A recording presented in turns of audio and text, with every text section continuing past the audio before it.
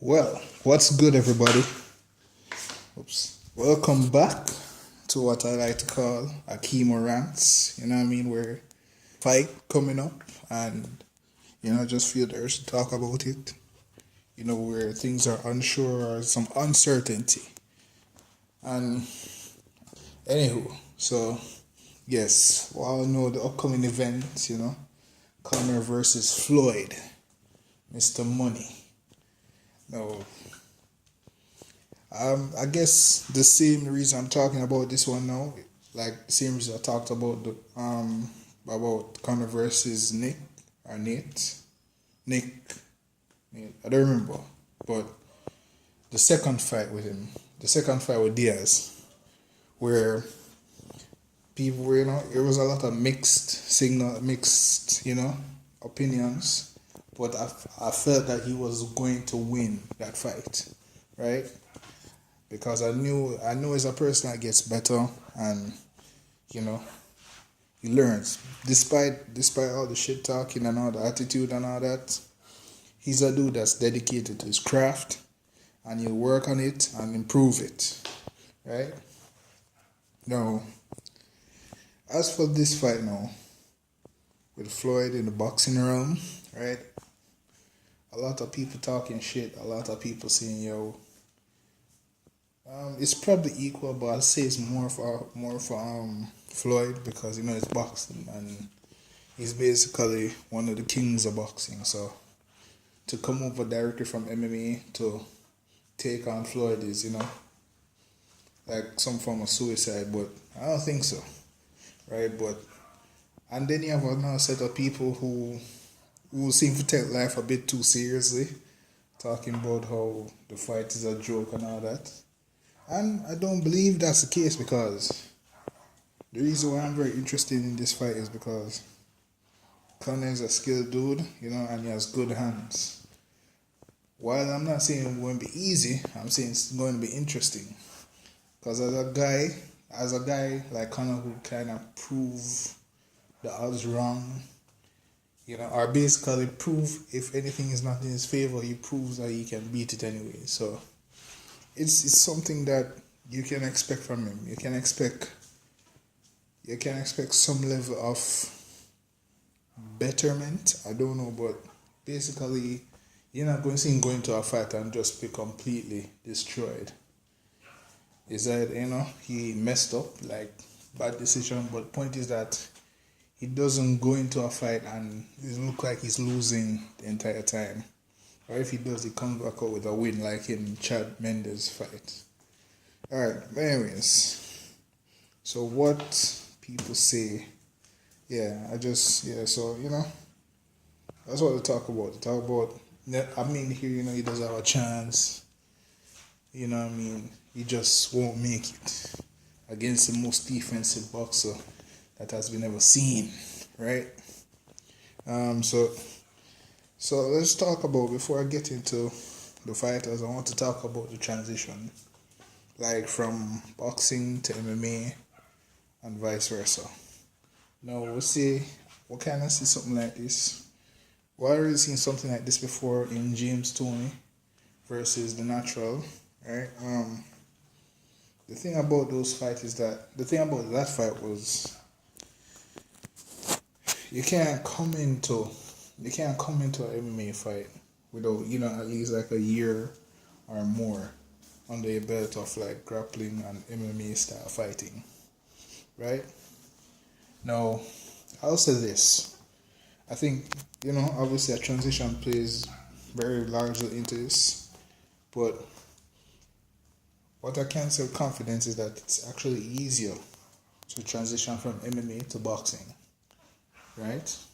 Well, I'm not saying it's easy. I'm saying it's easier than to go to MMA from boxing, because what happens is that you're adding like a whole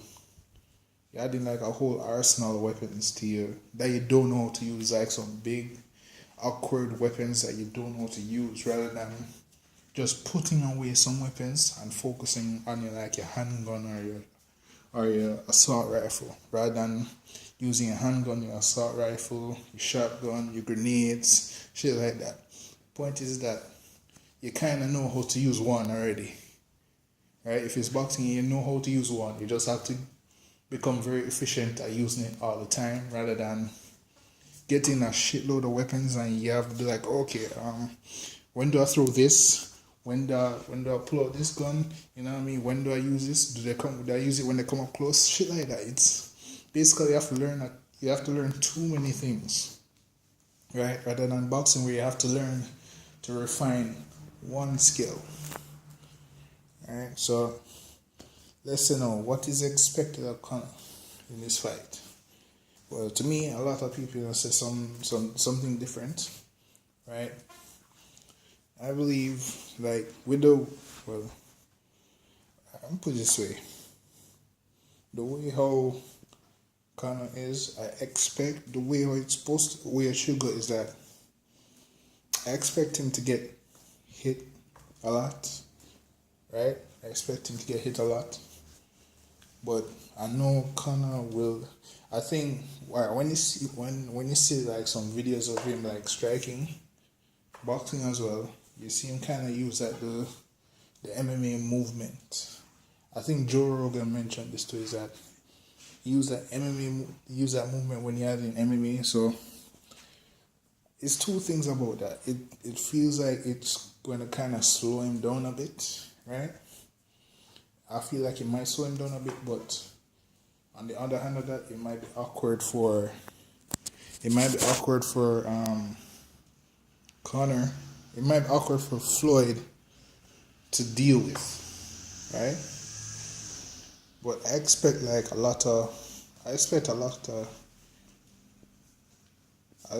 Conor to get hit a lot, but I'm pretty sure he'll learn something for himself.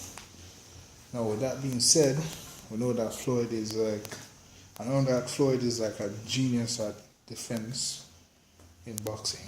Like, I've watched maybe a handful of fights with him, but I've seen a lot more, like, in terms of like who he is and all that. So what I'm saying is that even though I haven't really seen him fight like that, I know that he'll be tough because he's a dude that is very dedicated to his craft, right? And the thing about Conor is that he usually capitalizes on mistakes, since he's like a counter puncher, right? He usually capitalizes on mistakes. Now the opposing factor, when it comes to Mayweather, the opposing factor is that, okay, Mayweather is fast, right?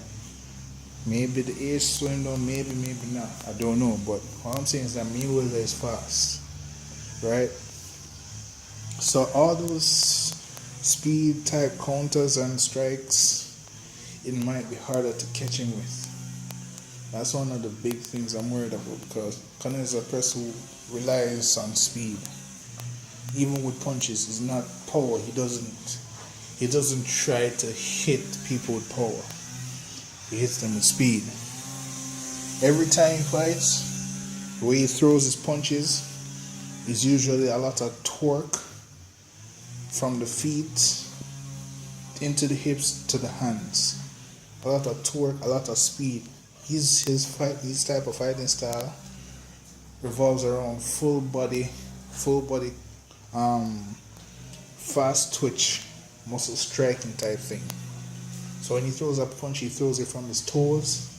But what he does is he tries to channel the force or the momentum from his feet into his hands as fast as possible.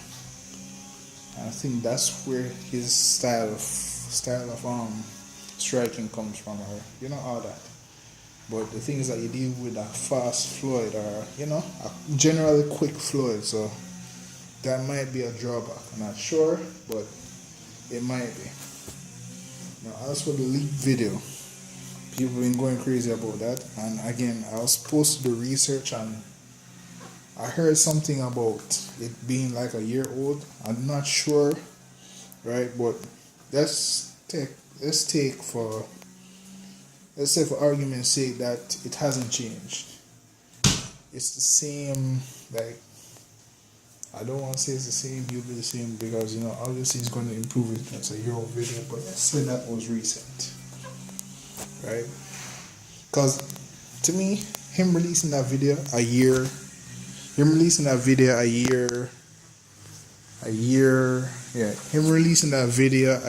later, it makes him look kind of retarded, because obviously the dude has to improve at some point. So it kind of makes him look like a douche, or it might be, I'm probably going to conspiracy mode here, but it might be like, yo, Conor and Cruise release the video, make them kind of feel relaxed, right? Make it kind of just ruffle the feathers of the world in expectations. Make it kind of fool around with the odds. Make like $1 million or something. Make like an extra mil from the odds, right? But anyways, like what you see from the video is that he gets caught a lot, and because I've seen that, I'm saying okay. Because Mayweather is fast, he might have improved enough by then. He might have improved enough since then to not get hit, to get hit way less than he did in that sparring session.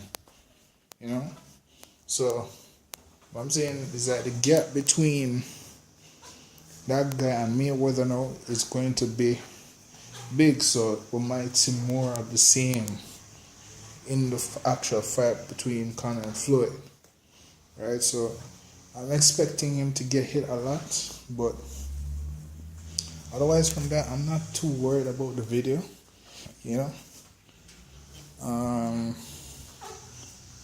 what else now? So yes, the time referring to the time he has set aside to practice boxing, right? The time he used to start boxing and get into that boxing groove. Now, what I've realized is that also in the video, but I'm still talking about the time transitioning, is that I don't know. They said that he's been practicing. I think he's been practicing since last year, right? I'm not too sure, but I believe that the one biggest problem with time when it comes to transitioning, and that I'm evidently seeing when it comes to Conor's boxing, is the pace. Okay, let's say for example, right? Unlike a speedometer that goes from 1 to 10, this is hypothetical. MMA fighting, right? MMA, that MMA have a lot of different sections, a lot of different, a lot of different pacing. So what happens is, like, a fight will start off, like 2, generally 2, 3, right? And in some quick bursts, it'll probably reach as high as 7 or 8, right? And then after a while, it goes down to 4, then 3 if it's grappling, or if it goes to grappling, it goes to like 3, 2, and it fluctuates. It goes high and low. The speed changes very much. It varies a lot, right? But in boxing, without the threat of takedown, weird grappling styles, all that stuff, the pacing is actually rather higher.